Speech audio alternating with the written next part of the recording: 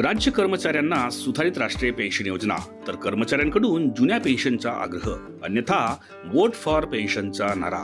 तर नमस्कार मित्रमैत्रिणींनो, आपण बघत आहात माझ्या युट्यूब चॅनल एज्युकेशनल मनोहर आणि मी आहे तुमचा दोस्त आणि या चॅनलचा होस्ट मनोहर. तर राज्यातील शासकीय कर्मचाऱ्यांना जुनी पेन्शन लागू न करता शासनाने सुधारित राष्ट्रीय पेन्शन योजना लागू केलेली आहे. त्याबद्दलची घोषणाही करण्यात आलेली आहे. परंतु या योजनेमध्ये जुन्या पेन्शन प्रमाणे लाभ परिपूर्ण नसल्यामुळे कर्मचाऱ्यांकडून जुन्या पेन्शनचाच आग्रह शासनाकडे केला जात आहे. आणि जर शासनाने या जुन्या पेन्शनचा मार्ग जर सरकारी कर्मचाऱ्यांसाठी खुला केला नाही तर वोट फॉर पेन्शनचा नारा आपण येणाऱ्या विधानसभा निवडणुकांमध्ये देऊ, अशी एक प्रकारची तनबी याद्वारे शासकीय कर्मचारी बंधू भगिनी आणि त्यांच्या संघटनांनी दिलेली आहे. तर याबद्दलची सविस्तर माहिती आजच्या व्हिडिओमध्ये आपण बघणार आहोत. तत्पूर्वी हे चॅनल एज्युकेशनल मनोहर यावर आपण नवीन असाल तर आपण हे चॅनल सबस्क्राईब करायला विसरू नका आणि हा व्हिडिओ बघितल्यानंतर सर्व कर्मचारी बंधू भगिनींना आपण शेअर करायलाही विसरू नका. चला तर मग याबद्दलची सविस्तर माहिती आपण आता जाणून घेऊया. तर राज्यातील कर्मचाऱ्यांना सुधारित राष्ट्रीय पेन्शन योजना लागू करण्यात येणार आहे. याबाबत सध्याच्या सुरू असलेल्या अधिवेशनामध्ये घोषणा केली जाण्याची शक्यता आहे. परंतु सदर सुधारित राष्ट्रीय पेन्शन योजनेला देखील कर्मचाऱ्यांकडून विरोध दर्शविण्यात येत आहे. तर राज्यातील कर्मचाऱ्यांकडून पुन्हा जुनी पेन्शन योजनेची मागणी करण्यात येत आहे. सुधारित पेन्शन योजनेमध्ये देखील जुनी पेन्शन प्रमाणे लाभ लागू होणार नसल्याची भीती कर्मचाऱ्यांमध्ये आहे. कारण सुधारित राष्ट्रीय पेन्शन योजनेमध्ये फक्त जुनी पेन्शन प्रमाणे शेवटच्या वेतनाच्या 50% रक्कम पेन्शन म्हणून अदा करता यावी याची तरतूद केलेली आहे.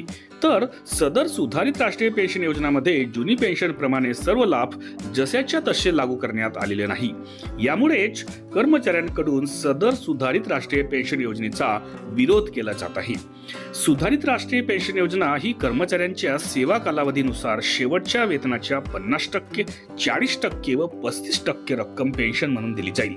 त्याचबरोबर जुनी पेन्शन योजनेमध्ये कर्मचाऱ्यांना भविष्य निर्वाह निधी योजना लागू आहे. सदर योजना सुधारित राष्ट्रीय पेन्शन योजनेमध्ये लागू नाही. त्याचबरोबर सुधारित राष्ट्रीय पेन्शन योजनेमध्ये पेन्शन वृद्धीचीही तरतूद नसणार आहे. मग आता यामध्ये पहिला मुद्दा आहे राष्ट्रीय पेन्शन योजनांतील कर्मचाऱ्यांचे योगदान कायम. सदर सुधारित राष्ट्रीय पेन्शन योजनांमध्ये कर्मचाऱ्यांचे NPS मधील योगदान कायम असणार आहे.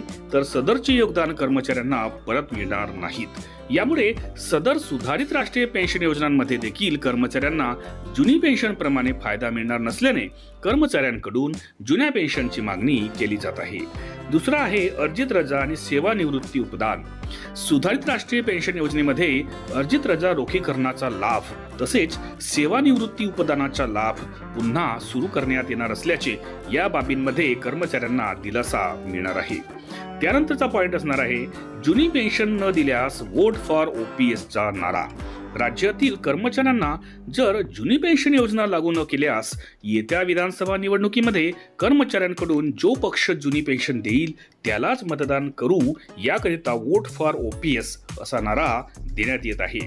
तर एकंदरीत जुन्या पेन्शनचा जो लाभ आहे हा कर्मचाऱ्यांना नवीन सुधारित राष्ट्रीय पेन्शन योजनेमध्ये पूर्णपणे मिळत नसल्याने जुन्या पेन्शनसाठी राज्यातील शासकीय, निमशासकीय आणि सर्वच जे कर्मचारी आहेत ते आग्रही आहेत.